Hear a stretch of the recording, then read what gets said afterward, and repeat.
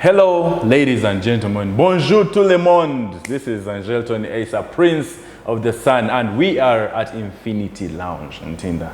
My Star with Asa tonight brings a very amazing and interesting guest. Ladies and gentlemen, she is a legend in the industry. Help me introduce none other than the beautiful Cleopatra Koheirwe. Hi, Cleo. Hi, Angel. Angel. Tu parles français? Oui, Un peu. No, good enough. Hein? No, she has become a Muindi. So, Cleo, how are you? I'm good. We are glad to have you. Thank you for having me too. People have been asking, we need Cleo in our channel. This time, we want to hear from Cleo. We are. I'm Finally, here. you're I'm here. Huh? Yes, in your AC room. While we burn on the outside. Our magnificent room. Très Beautiful, magnificent. beautiful. Magnifique. You've won me there. Yeah, So, Cleo, how are you doing? I'm good. So, first and foremost, tell us, who is Cleopatra?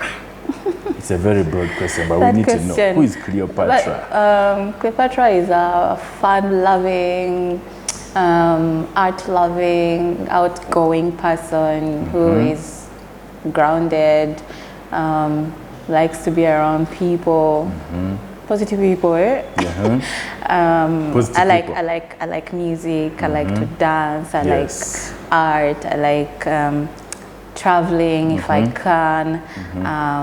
So like those are the things that make me who I am in my own day to day. And I'm a mother. Okay. And I love kids. So being a mother to my one child is also awesome. Professionally, I am an entertainer. I could say an all-round entertainer because I've been in the media field in public relations, radio and TV hosting, emceeing. I'm a voice actor, I'm an actress, I'm a writer. I used to write for print media. What else? I think that's professionally that's it. Wow. Yeah.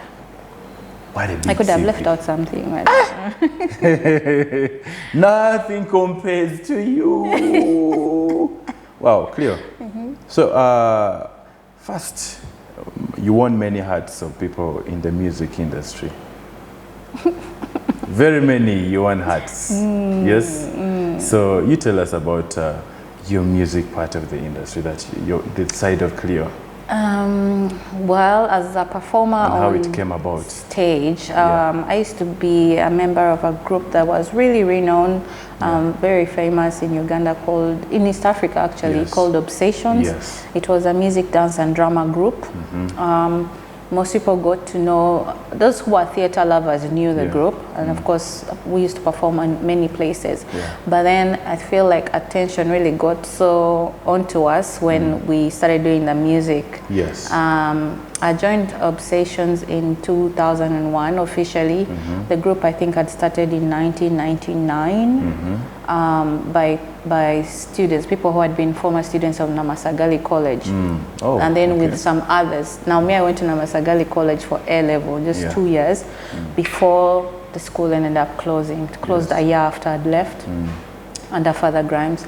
So, and the school was known for performing arts mostly. Even it used to push anything that you're good at, communication skills. That's why we have like people like Rebecca Kadaga. She went to that school. Yes, we have. We were taught communication skills, and then you would learn if you're a swimmer or a sports person who's really good at one of the sports, you would also propel and excel in that. If you are good at MDD, you would also focus and excel in that. It wasn't as well about only academics. And other skills. And I think that's why the motto of the school was strive regardless. And I think that's why anybody that came from that school, I went there for just 2 years, but some people were there for like 4 or 6. Anybody that went to that school can survive anywhere. Are you sure? In the world, yes. They know how to survive. They know how to make a living. You can't be there and you're Can you name a few? Yeah. Well, there's Forbisha Luanga.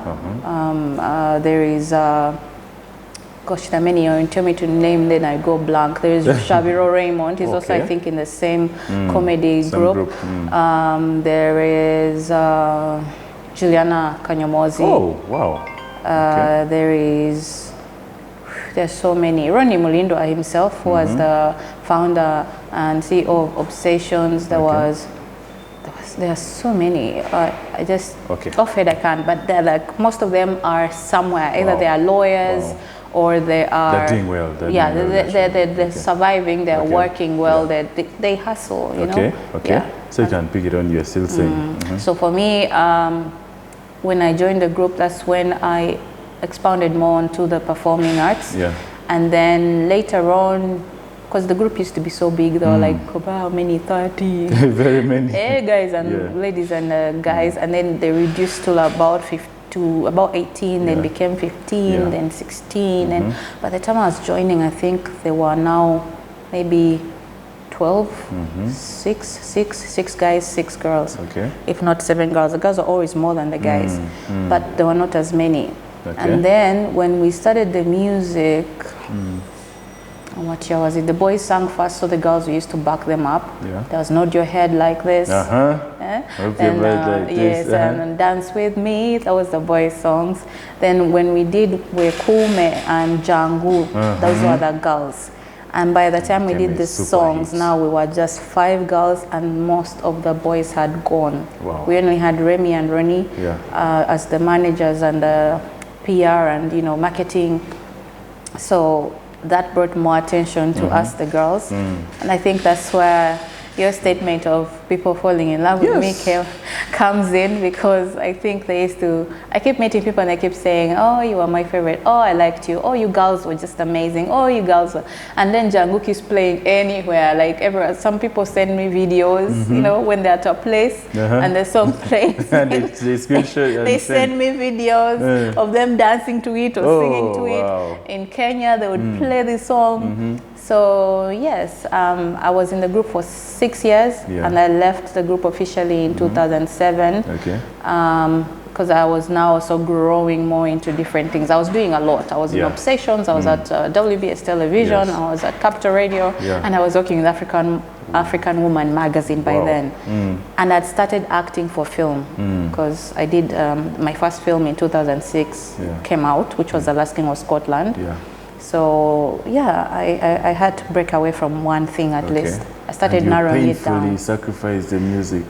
It was more music. We were theater as well. We were not just music. We were music, dance, drama. So we'd always stage plays at the National Theatre. But we knew more of the music, actually. Those of you who didn't know the theater, why weren't you in the theater, people? You're actually, in film, honestly, the most of people, actually, a normal Ugandan, most Ugandans do obsessions for music. Yeah, because the stage plays used to always get public demand. The theater would get full, and it was always around Easter and Christmas. So, But one all-round group, music, dance, drama. Wow. Yeah. So now we've looked at the obsessions. Was you mutually just left the Obsessions without any? Yes, I was thrown for a party. I had been saying that I need to go. I would actually leave sometimes because I was in that struggle where my guardians were trying to make me, they were trying to encourage me to do more of a corporate job than performing. Because they were worried that I was not going to either survive or I was going to become a rogue. And then they just wanted, I think, stability for me, because it was an industry that was still kind of untapped. Of course. And the sustainability financially was questionable. Like, how do you survive? But we used to do a lot of events that were with like big companies, big brands, and they used to actually pay us well. By the time I was leaving, I was getting a good paycheck, but I had always kept on, 1 foot in, 1 foot out because of my guardians. And then at some point I ended up feeling, after I graduated from campus and then I was doing all those other jobs, I was also teaching salsa on the side. I mean, hustler, hustling. Like working hard. I was such a workaholic. Wow. Still am. Sleep is for the wicked or something. Hey, my Zay said, my guardian said, the warmer the blanket, they call it the future. So, no sleep, like hustle, work hard. And Yeah, so I was actually thrown for a party when when they finally said okay, because they were like, no, just wait, let's do the music, let's wait, and I'm like, you know what, I'll never leave if we just keep waiting. Yeah, let's just do it once. I felt like everything was like up here. When I left, everything was like, you know, good. And they were wondering, why would you leave at that point? Yeah, everyone else, but I mean, I would rather leave them when they are good than leave them suffering. You're right. You get what I mean? I was like a team. I really was there for the team. Okay, so I was like, I think they'll be okay even without me. That gap won't be felt. Why is that? Why did you feel the gap won't be felt? I thought so. I didn't know until I left. Wasn't there like a code that, like, if this is removed, the one code is missing or something? No, but there was going to be another person to fill in that code. Do they really and when I left, that was Shiba Karunji who filled. Those are big shoes she fitted in. I didn't know. I didn't know. But you know, she also, like, you know, she was really good. She really loved to perform. She was very calm and willing to learn and willing to be a part of it. She had been participating with us in the theater before. She used to be in another group called Stingers. So, and she was hungry, you know, like, I'm so happy for who she is now. Right now, she's a daredevil, like unstoppable, like, don't you dare say nothing about me. And I'm just like, go girl, go, you know. So she's the one who filled my gap. And I think after that, everybody, I think, started growing. You know, sometimes it takes one person to leave a space. I didn't know until that time. Because I kept asking myself, why are the others leaving? I mean, it was okay. You get to realize that it takes one person to leave, because already the boys had left in two different things. Then one person in the girls ends up leaving, and everybody else is like, you know what, maybe I also need to go. Maybe everybody's pursuing their own dreams, because we had been together for long. It's a whole family, I know. And you know, it can, with groups, it's bound to happen that they'll stop performing together. We've seen it happen with Destiny's Child. Here back home, we've seen it happen with Blue 3. We've seen it happen with Sauti Sol in Kenya. So UB40. Now we have Ali Campbell featuring. Just alone, you know. So it's bound to happen at some point. Is it can we say it's a necessary evil? Are there groups that stay forever without ever I think it's a necessary evil. Boys to Men is really sticking together. NSYNC is almost trying, but you know, Boys to Men, there are 3. I think it's easier when you're few, but I mean, even Destiny's Child, there were 3. So Blue 3 with it. Sometimes, there were 3. So you can't really say. It also depends on how demanding life gets and how everyone else kind of grows into their family. Own. Your first young people, then our family comes and all demands. You could be doing music, and later on you realize you're more into interior decor, you know. And it's making you more, you know. Money and all that. I have one of us who's into events. You know, she's doing great in events. Okay. So Cleo, let's now synchronize after music. You went to film. It's a long journey, you guys. MJ moves in film. I moonwalked into film. You just moonwalked into it. And you didn't backslide after. From then. So, Cleo, you started with The Last King of Scotland. That was your debut film, right? Wow. How big that was. I mean, who does that? Who starts with The Last King of Scotland like that? Really? Did we? I didn't know how big that was going to be. Who does that? But the thing is that Cleo did it, so let's go on. So I don't need to ask anymore. God's grace. But I got to realize how big it was when I got to know that I'm actually acting alongside the 3 amazing people, you know. I knew their films. I knew I'm a movie head. I was like the 3 amazing people. Kerry Washington. I had watched her in Save the Last Dance. I had watched her in, oh my God, there were many. I had watched her in many movies. I think I Love My Wife. So here she is. You're like, oh, okay. And then Forrest Whitaker, he used to always act as a cop in a movie, or I think there was one where I watched him as a thug or a thief, but most times it was always like a cop. He was in that movie, the one for the phone booth with Colin Farrell. Oh yeah. So I'd watched him in those things. And then James McAvoy, I'd seen him in Wimbledon because he's British, Scottish, I don't know if I've offended, because you know they saw like Scotland, but okay, English I guess. But he was not from America. For him, he was from the UK. So I'd watched him in Wimbledon, which was about tennis. and he was actually not the lead, he was the supporting. Yeah. But like I liked how he was in the movie. So when I told him about the movie, he was like, "You watched it?" I'm like, "Yeah, I watched Wimbledon. I saw you in it." He could not believe. So I was amazed to be with these. So when you saw them, you were like, super, this is getting real. super Superstars. Super actors, I should say, super actors, because I loved their work. Yeah. So how did you even get the job? We auditioned. They found us at, we had a play at the National Theatre. So we were told that there is going to be a movie going to be done here. Foreign movie, it wasn't, I don't remember them telling us Hollywood or whatever, I mean, but it was like foreign movie, blah, blah, blah. Those of you who may be interested, just, you know, let them record you saying something. So most of us actually auditioned. Just walked there. Yeah, no, at the theater they recorded our first bit of just you talking about yourself. Hi, I'm so-and-so, Then they called people from that.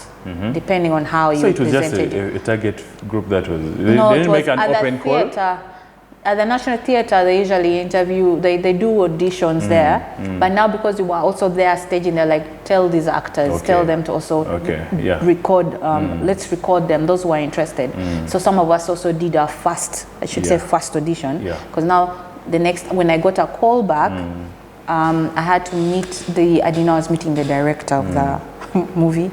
That's Kevin McDonald. Wow. I went to Kabira, into Kabira Country Club, and that's where Richard Kawesa was, because he was the one like overseeing it on the local side, Ugandan side. He was the one overseeing things. So he told me to go there. Then I went there. I met with the director. I hardly knew he was the director, but he's telling me we have 2 roles. I was offered 2 roles. I've said this many times. Then I chose the one that had no sex, because the other one had a sex scene, and it starts with the girl on the bus, blah blah blah. So I chose to do the one without the sex, which was supposed to be a smaller role, which was Joy. She had a character name. I didn't even know the meaning. You know, by then I don't know that it matters if you have a character name. That then there you are like a special extra. And then I was being moved with James McAvoy in the same car, and they're announcing our names. You had an option of taking either of the 2. Yes. It wasn't either or. If it was either, it was either of the 2. It wasn't that you're doing this. They asked me, he gave me an offer of 2 roles, and I chose the one that I thought was the smaller. What happened? Why didn't you choose the other? Because I had a sex scene. I'm not, my first film, and I'm going to do a sex scene, and I can bear. No, it wasn't for me. Okay. So I turned it down. Even now, I'm not so keen on sex scenes, really. And you know, with my background, also my guardians not being okay with me being in the performing arts. So I was just like, this might just rub them the wrong way. And I wasn't going to be comfortable doing it. So I turned that role down, but Joy turned out to be the much better role for me. Okay. For me.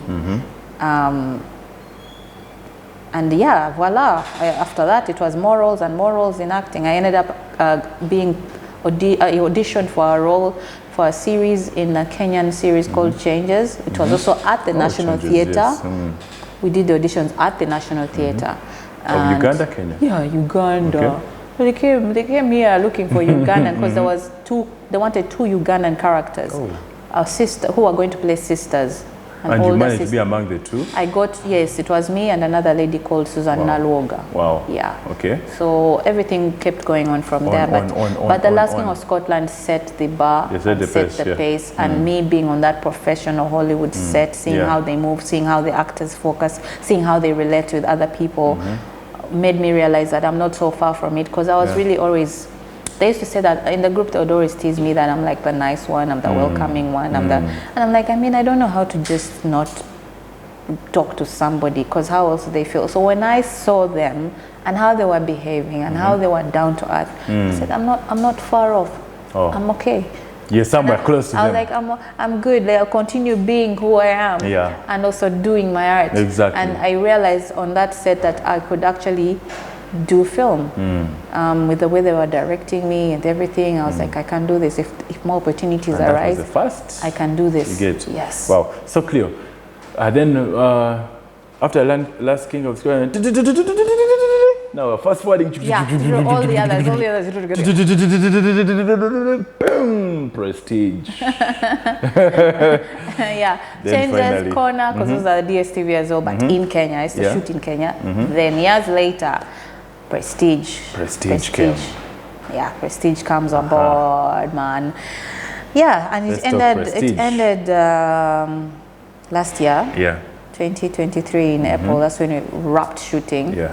It's still screening, and it will forever screen, by the way, because everything I've been in is still screening until now. Hey, you know. Unfortunately, in Uganda, no royalties. No royalties, eh? Swazniga is still earning for. Yeah, they're still earning for from Commando, their work, you know, from 90s. Exactly. But Cleo is no longer earning from. We're not earning from our work. You keep seeing it. You even see yourself talk French. They've changed it to dubbed French, you know. And the person is speaking French and it's you. But no man get is there. entering I think we're going bank, to. right? We're working on that copyright law where most of us are trying to air out those grievances as actors, as creators, and so hopefully that will change with time because we really have to keep earning. Keep earning. Yeah. So we shall come there. Our work. Let's first talk prestige. Yeah. So prestige. I was playing Unice Chinu. The amazing Unice Chinu. Like she's CEO, boss lady. And then very generous and kind to her sister, who was such a pain. Jasmine was such a pain. And then she was having an affair with her husband. You know, she was sleeping with Unice's husband. And then, anyway, the story was really messed up. Like, it was intense. The emotions that I went through, the ups and downs that Unice Chinu went through. Amazing. I really loved being that character. And the most part that I enjoyed was when I turned dark, like Unice turns when dark. When the game changes. The game changes and she's like, now see I'm the me. boss lady like she was now. tired of being, you know, walked over and being betrayed. And, but yeah, it was an intense 3 years. It takes a lot being in a series. I was a lead. Yes. So when you are a lead, we were, you know, me, let's see, it was I, Jasmine, Simon, the character for Simon. Unice. JJ, Chelsea, Malaika. Yes. Quite intense because we were always on set. I was on set almost every day. Okay. Now, Cleo. How now? This is it's almost like an entire life phase that you're going through, right? When you're acting this and you're going through the character, is there a moment when you feel affected psychologically, like you're living in the moment as well? I don't know if you get me. Like you're having this stress in the character, and does it at one point reach you as you now, not as Unice Cleo. now, but as Cleo, and you feel like now it is into exactly, your life. and you feel like it's now you. Yeah. You know, like it can happen. It's bound to happen because you're this character every day of your life. So it's kind of, it can be a thin line for you to lose yourself. Yes. But for me, what I do, and that's why I'm not a method actor, I have learned or mastered how to turn off the character. When I'm also relating with people on the outside and maybe they meet me and say Unice, I'll be like, hi, but I'm clear right now because I want them to realize that there are two different people. I won't be, I'm not the person that you're watching. Yes, it's my face, my features and everything, but the character I am portraying is somebody else's life. I'm not a CEO. I don't have 2 kids. I don't have a husband. You get like it's different. I am emotional as well in real life, but some things were the same with Unice Chinu, just a few. But I used to be like, this woman, I wouldn't want to be this woman in real life, you know? I wouldn't want to be. So sometimes it could trickle down to me, whereby I would find myself praying being drained into the character. I would intentionally pray that the life of Unice does not become me. And you know, by that I mean that you end up going through the same things in your own life later on. Or because it happens. I've seen it, like when they say art imitates reality, reality imitates art. There's a saying that kind of shows you that sometimes karma comes and it's not even karma. What you're playing in the fake life, in the world of film, can end up becoming your real life. I'll give you an example. oh gosh, the person has gone out of my head. If I remember, I'll tell you. But there's an actor whose screen life ended up becoming their reality. You know? What happened? Like, what was his screen life? I'm trying to remember. I've gone blank. that was going to be the perfect example. Without the name, like, what was his screen life? Was he robbing banks? Was he... You end up, you take on a character, you start living and breathing this character. Yeah. Especially for those who really know how to delve into it and become that person, so that the audience is also like taken and say and believe that you are that person. So it takes them some time to readjust. We struggle to. When Prestige ended, I was really trying to kind of be shade of Unice. Yes. And I was also told by some people, like, it's going to take you a while to shed off Unice Chinu. Gets back to my point now. Just like Olivia Pope. Kerry Washington will forever be Olivia Pope, no matter what other role she plays. No matter how she does it so well. You know, like, there's that character that sticks. Like how we kind of remembered Leonardo for the longest as Jack in Titanic. Yes. So some characters really stick. Okay. So yeah, what was your question? You're going to ask me something because I think. No, I was just saying it goes back to my point of what I was saying. When it does it trickle down into your life. You find you're struggling with yourself to get back to Cleopatra, yet Unice is, Unice Chinu is inside you, and you're like, Unice is trying to say, you're not going to leave me alone. So I think some, that is a thin line. I think some people can, if you don't know how to switch it on and switch it off, and especially if you dwell so much into it that you stay in the character, sometimes you can end up having multiple personal disorder. Oh, really? Yes, you can end up having that. That's why they say most in Hollywood or in professional places, every after a character that is really intense or deep, like how they say you play the Joker. What was the character? His name, Heath Ledger, played the Joker. You would have to do therapy. But Heath Ledger didn't get that chance. I think he had worked so hard, he was drained, and the character was really dark. It took him in a certain place, and he could not sleep, and then he ended up overdosing on sleeping pills. Jim Carrey as well, I think. Jim Carrey is alive, isn't he? No, I mean, like, his multiple personality. No, Jim Carrey is a comedian, so he knew how to. Yes, he knew how to like switch into all these other characters. So for him, I think it might be easier. But I mean, what I'm trying to say is the deeper or the darker the character becomes, the more it affects you as an individual who is portraying the character, because these are demons of a character you're trying to deal with. Have you ever done a character? In fiction. Yeah.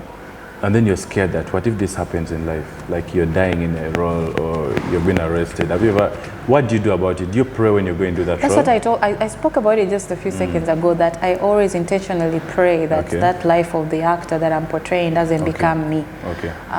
So that it kind of, you don't know what it's all like spiritual as well, because me becoming this other person or me portraying this character, it's not just, it's everything. It's taking your body, mind and soul to portray this person. Make a character Bible. So in a way you also have to shield yourself spiritually, pray about it. I do that. I pray about it and say it won't become my life, and if I'm to play this role, I pray that I deliver it to the best of my ability.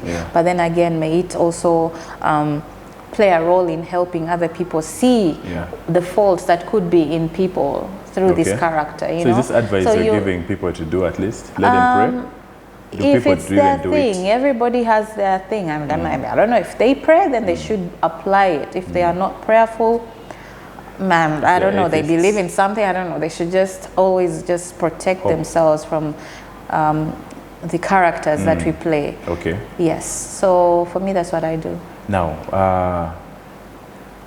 outside the character, moving on the streets, in malls, in supermarkets, had you been, when even you became the villain and all that, did people try to say, Unice, have you felt people coming and hugging you and saying, oh, sorry, what you go through, what I need to see?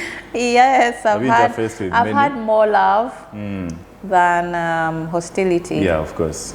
I'm lucky, I guess, and I think because of maybe my my pages, because I always try to show them behind the scenes. I was trying to teach my audience that follows me about film and what it takes to be a character. So those that followed me could now see, oh my God, you go through the, oh my God, then you see a shot before you're pouring on new water or you're slapping each other. Oh, yeah. And they said the slaps were real. And they're like, yeah, the slaps were real. So they kind of go into the behind the scenes and they kind of see, oh, this is how it happens. So when I would meet people, there are those who are like, oh my God, we're so sorry. They're feeling sorry for you, for me, because as Unice. Then there are those who are like, you should just, throw your sister out.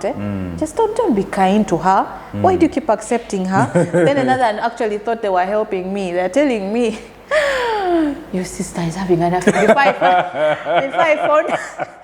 Before Unice's character finds out in the story, the person, your sister is sleeping with your husband. Oh. So I was like, really? Like, yeah. Oh, you also act like you know that? I'm like, okay. They're like, you should know. The story is going on, but they're like, we have to tell her. Meanwhile, in real life, those episodes have already been done and are really way ahead from where they are, but they don't know. They don't know. I just used to be like, oh my God, they're so into the story. It was amazing. Encouraging. It was really, people would meet me, kids, So it's been positive, really. Yes. Okay. I would get hugs also for free. Wow. I even bought for a drink. Yes, somebody gave me money. Oh, really? And I was just like, what? Like I'm like, no, just take it. You're really good at your art. I'm like, wow. And that's like organic support, Yeah. I was like, if only there were 1,000 of these. Do you get people coming around for autographs? I'm a very, I don't know, should I say shy? Okay, I'm out there, but I'm to myself. Reserved. You're a bit reserved. So autographs, maybe a photo. We do more photos. I love doing photos. Okay. Yeah. Okay. So Cleo, now I need we've done. I need just something broader while we go towards the end of our talk. Now we've talked of your music and film and etc. and we skip to Prestige. Now Pearl Magic Prime and Pearl Magic. Yeah, when they brought those movies, people watched like a great deal. Yeah. And people started watching, but still. It brought a certain class still. When Pearl Magic Prime came up, a certain people were cut off, And it so happens that, okay, fine, people watch Prestige and Sun News and etc. But what is stopping most Ugandans from watching Ugandan films? Because, apart from Pearl Magic Prime and Pearl Magic, there are many movies and people do not watch Ugandan movies. What is stopping people? Are you referring to just TV or cinema? Generally. Like, I'll say, when there was a time when people would watch Aki and Popo. It went, or Sophia. Nigerians were doing movies with lots of witchcraft and people watched and went across Nigeria, East Africa, Uganda. So why is it that Ugandan movies are not moving it like a burning bush? What's stopping us? I would think that we are slow but sure. And to be honest, right now the game is changing. I think people are getting more interested, especially, and it started during COVID lockdown. People are really more interested in watching Ugandan productions now because Sanyu, Prestige, the likes of all the shows that have gone on Pearl Magic Prime ended up showing Ugandans that we have potential of doing amazing movies. So even the culture of going to the cinema to watch Ugandan films is growing. It's not yet there that we are, everyone is swarming. It's just like filmmakers now who really go to watch their fellow filmmakers' films. But then again, we are getting the audiences. There was a movie I did last year called Sekukulu, Christmas time. Sekukulu, a Ugandan Christmas. And at the premiere, it was mostly families that came to watch the film, and that is what we were hoping for. Filmmakers came, but they were not the ones. Like how you feel like like I shoot, we are filmmakers, then we are the same people who have come to watch the movie, and so you kind of feel like there's a whole different audience you're missing out, a whole different vibe now when it was families coming to watch that movie that we were a part of. So it's changing slowly, and I really think that in a few years, hopefully less than 3, we will have that kind of throng like Nigeria, where people come to the premieres and they want to meet the actors, and because this is what happened at Sekukulu or Ugandan Christmas. They wanted to meet us, they wanted to take pictures, they were telling us about what we do, you know, so you're like, these people actually watch this stuff. Then in regards to DSTV, you know, Pearl Magic Prime being the upper, in regards to Pearl Magic Prime and Pearl Magic being the, you know, different classes, they do that to kind of accommodate everyone.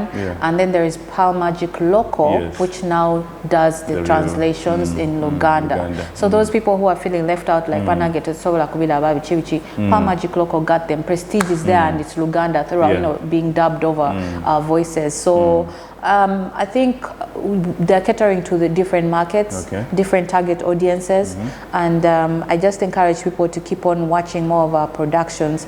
Nigerian movies used to be the buzz. Right now, I think it's a bit of Ugandan movies. You know, I go to people's homes and you find them watching Ugandan content, you know, and you're like encouraged. Or you go to a store and there's Ugandan content, which wasn't the case a few years ago. That's so clear. I think we are growing. How many people watch Pearl Magic and Pearl Magic Prime? Why? I wouldn't know the subscription. No, I mean, there are those free-to-air movies. That's a question for Brian, content manager. No, I'm building something here.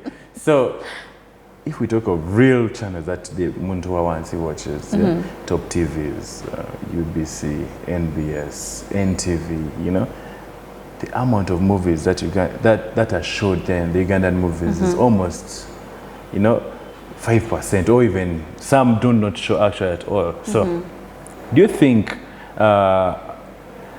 showing movies more in these local channels would mean something? Of course, it would change the game, but you see, that's on the broadcasters. If the broadcasters are not, so what do we do to get these broadcasters to show those movies? They're not willing to pay for the content. First of all, I think that's also a struggle that filmmakers have been trying to battle.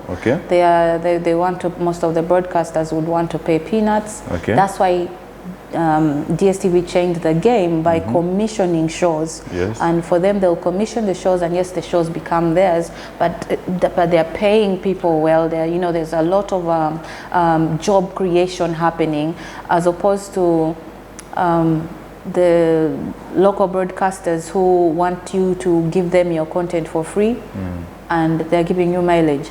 So if they change their mindset, I think it's all to do with mindset of how can we make this work, and without always ripping off the content creator, or without ripping off the person of their intellectual property. There is a challenge there whereby I even know my friends who are really good at what they do, and they create a whole concept of a show. Let's say like you create this show and then you put it on a local station, and at the end of it all, you get to realize that you've been played, because if you want to now take that show somewhere else, make it bigger, you can't do it because the show is not yours. And you know, it's like a small, like it could be a small margin in the contracts. People need to be filmmakers, guys, content creators. Be careful the contracts you sign, because that also ends up screwing us over. And we are the kind of people who, we give so much of our artistry that when it gets taken for granted, or when it gets stolen, or when it gets stamped upon by somebody who feels, or people who feel like we can own your work, and you get peanuts, it breaks most people. And most people, but because they're the creators, just like how they say they'll steal a fine artist art piece, but he'll create another because his brain is still functioning. He'll create more, and you who are stolen it won't be able to create the next masterpiece. Of course. You get what I mean?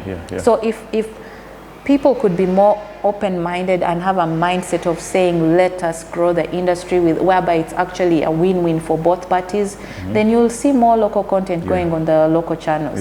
NTV tried. I mean, they had the what were the shows that they had? They had the hostel. Was it for NTV? Which really blew up. It was like one of the first little series we had here in Kenya. They even knew it, you know. We went to Africa Magic. Yes, and then we had Deception. Yes, Deception. I think Deception was either NBS. Okay, the local channels have tried to create their own, whereby they commission those shows and then air them. The only hiccup was that you'd hear actors complaining that they're not getting paid well. So that's the problem there. It becomes stagnant when you don't actually boost the creatives. then it ends up going flat, Of course, dying. of course. Because nobody wants to come and now waste more time when they're not getting any security financially and they're not growing to something else. So it has to be a win-win. Okay. I wish that mindset could actually. There are a few people who are pursuing that, who are trying to work at that in these avenues, in the local TV stations. They're trying to push, you know. So probably the more people like that work with people like us, I think it will get there. We shall see something moving. Yeah. Okay. Cleo, the final thing I'll ask is about personal branding. Yeah? Yeah. Are we branding ourselves enough as filmmakers, actors in Uganda? If you stepped out and asked people, a random person, who are your best musicians? They say, I have Baby Cool, I have this. Yeah, they say names. But then if you asked about Ugandan actors, or, you know, is actor the same as for both female actor and male actor, or is actress? I think you should do a test, do a vox pop one day. You guys go out there, do a vox pop. Who are your favorite? Then so that you now finally actually get that research. We should do that. Yeah, because you know that's a very relevant question. Yes. So are we branding ourselves enough, or what is lacking? Why aren't Ugandan actors? First of all, there's that whole thing of like also they categorize us as actors. Yes. To answer your question of is it actresses and actors, the British in British English, which we learned, the male are actors, the female are actresses. In America, it's actors for both. You can be actress, actor, but even actors, it's still, you're still an actor. I'm still an actor because I'm acting. Yes. So I think it goes both ways. It's fine. Yeah. And then it would be awesome if, for personal branding, I think I've really managed to brand myself as an actor, as an actress. Actress. I've managed to brand myself as that, breaking away from everything that I've done, you know, because people will be like, okay, we don't know, she's a PR manager, okay, she's a radio host, okay, she's a, you know, I had too many titles, and now it's more like that's why I ended up saying I'm an entertainer, because it was the easiest way to just say what I do. Like everything I do entertains. So. But now it's like many people recognize me as an actor in different places. I see sometimes people ask questions, let's say on social media, about who's your what actor, and someone will say my name, or some people will say my name. I'm like, okay, then like you know, it's sticking there. It's sticking there. If articles come out, I find my name being mentioned. It's like in a way the work that I've been doing is also it's being noticed. My stamp in the industry is also there, and I think we just need to make sure that every time we're trying to brand ourselves, we stick to the things that we reflect, or the things that we believe in.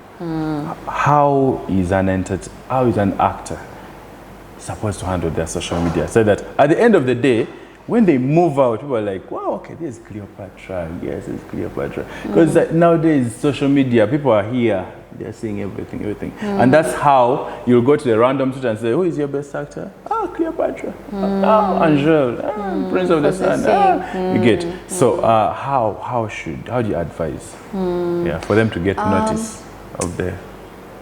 You know, social media, for the actors, it may not be as impactful like for musicians. You know, musicians have crazy followings.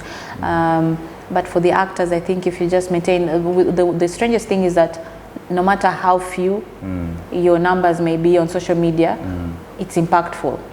The people that follow, whether there are few or there are many, you know, they are there for your work. They want to see what you do. So I think the more you share about your work, and not just your chest, you know, like, because, you know, like, yes, people want to see nice things, want to see you, you know, looking, I don't know, at a party, what's mix it up a little. But I think for me, I believe that it should be more about your work. That's what I do. It works for me. Someone else might maybe do it and it doesn't, but for me, I mostly focus on my work. I post a lot about my work, and once in a while about my personal life, my kid, and but I try to show people this is behind the scenes. This movie that I talk about some of these things, you know. I interact with some of the people that I meet, and maybe if they're okay with me filming them, I'll share it on my platform, you know. So I think it's also about knowing your niche What do I want my page to reflect? And it won't just be, it shouldn't just be your acting, eh? Yeah. Don't kill us with monologues. Someone might decide to just put monologue after monologue, and then people will be like, oh, why? But that's what I'm saying, just mix it up, eh? Yeah. Give here that thing of you from the pool. I don't know what, you guys who have those nice chests, eh? Put it there, from the pool. Eh? Like Hossein, Hossein Mosheba is always coming out of the pool. Those blue waters. Blue waters, or if you're a chick, like put that there once in a while. Then also put in your work, then put in another endorsement you may have, and then so mix it up to show that you are diverse, you are knowledgeable, you are grounded, and relatable. So just incorporate all that. Like I don't know, those are the tips I can give to make your pages. Yeah. And then you'll get the crazy followings. And I don't know, I don't know about crazy followings, but you'll get authentic followers. Cleopatra here talking has over 1 million followers across all social media. Amina. So, ladies and gentlemen, we're just going for a short break. When we come back, we're going to ask Cleopatra in 1 minute 5 cheesy questions, and then we shall close this amazing show. My name is Angelton Asa, Prince of the Sun, and this is Infinity Lounge, my star with Asa. See you right after the break.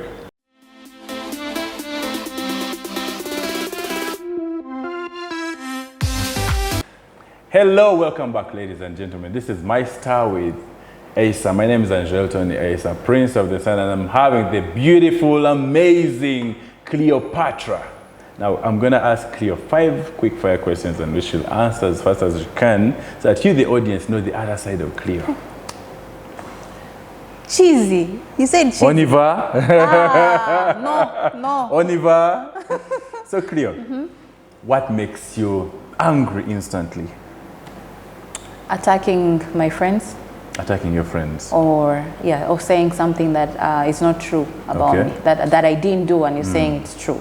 Like to people that I care about. The monster might come out. And There was one time I almost killed someone. You don't want to see the dark side of me. You know what I'm saying? A bit of it came out through Unice. So when we enter your house, what's the first thing we see when we just enter your sitting room like this? Your living room, what's the first thing that someone will see? The first thing that they'll see will be my daughter's table where she does her work from. Yeah, with her cute little books and all. I think it's very noticeable. Because when you enter in, it's like, yeah. If you're the president of the Republic of Uganda and they said, Your Majesty, is it Your Majesty? Your Majesty. Your Excellency. Your Excellency, the President of the Republic of Uganda. It's lunchtime. What should we offer you? What would you ask as the President of Uganda to eat? For your lunch? As the President of Uganda to eat? Yes, for your lunch. What would the President It would be better if they say that they're asking me where we can take food for people.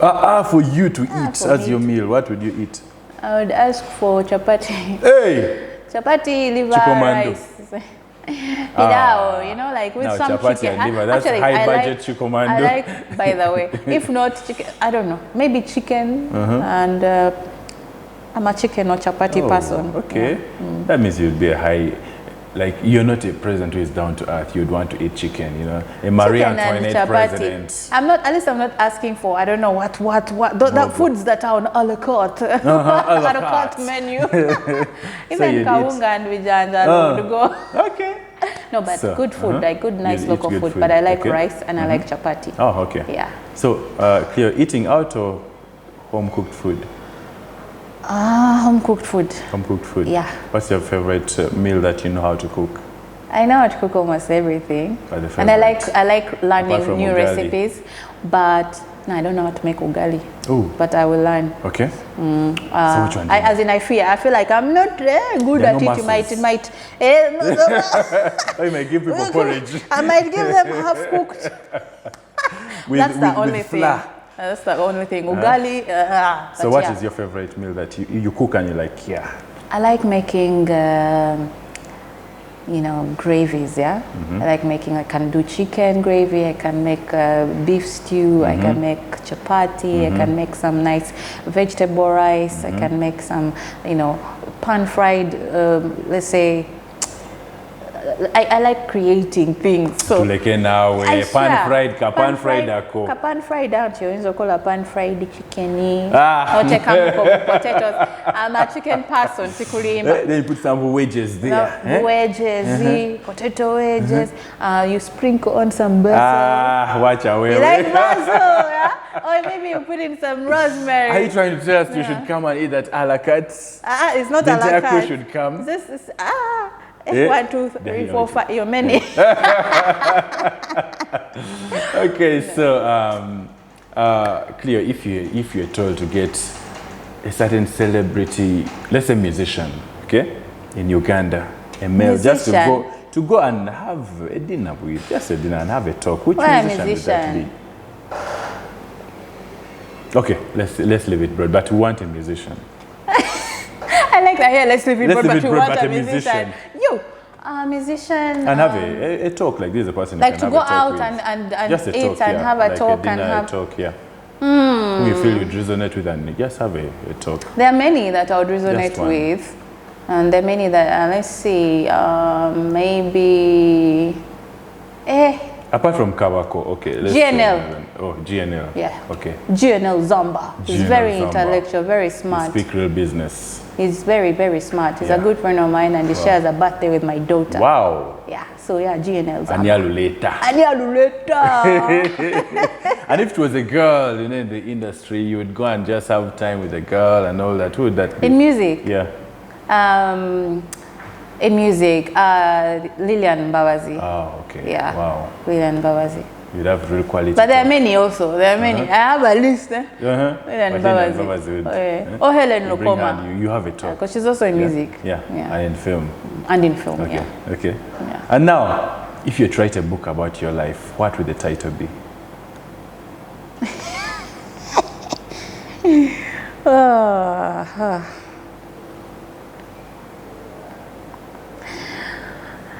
The learnings of a daughter. The learnings of a daughter. What would inspire it? Because of the journey I've been on. I've been learning and unlearning and and I say of a daughter because I'm a daughter to parents who are no longer here. So in a way it's like, what have I learned over the time, over the years that I've been on earth, and what are those challenges? It would show you Cleo's life and how she has managed to be, from a top. Wow. The challenges, the joys, the grief, the struggles, the betrayal, the learnings from the there. pain. Wow. Okay. Yeah. Wow. And finally, Cleo, who? Benefits. Yes. Benefits. What's his real name? Yo-Yo. He sings. He still does music. He sang for us. He still does music even up to now. Okay, let's sing together. You challenge let's me, sing man. together. 10 years. Let's sing together. What are we singing? Can I sing anything or you want me to sing Django? Django. Banange. Django. Well, the credits are play going the up. CD. Okay. I'll be your backup. Let's go. This is your camera. That is mine. Let's go. They should start paying me for Django. Okay. Django, Django, nkutwale je banyenyaze biwato. Chusa, chusa, kanzine nawe. Nyenya, nyenya. Tomenya mwatu omgongo gunuma. Tomenya mwatu omgongo gunuma fa. Tomenya mwatu. DJ ati katigwe yote kone ndongo. You're nuts, man. You're nuts. Well, ladies and gentlemen, let Cleo give us her parting shots. Please, Cleo, look at your camera and give us your final remarks and we can close this show. Okay, my parting shots to you who is watching. Always believe in yourself. Go for it no matter what. Don't be scared to pursue whatever it is that you believe in. And support our films. Go to the cinemas when you hear that there's a movie by Angel, Prince of the Sun. Or a movie by moi. Or maybe a movie that I'm featuring in. Or just come support our films. They are amazing. And the more you watch, the more we will generate money and income. Yeah. And also, Enjoy whatever it is that life brings you. Today you're up, tomorrow you're down, but be kind to the next person because you don't know what they're going through. Your words could be the ones that make them take their own life afterwards. So be kind. Bye. I'm learning from the learnings of Cleopatra.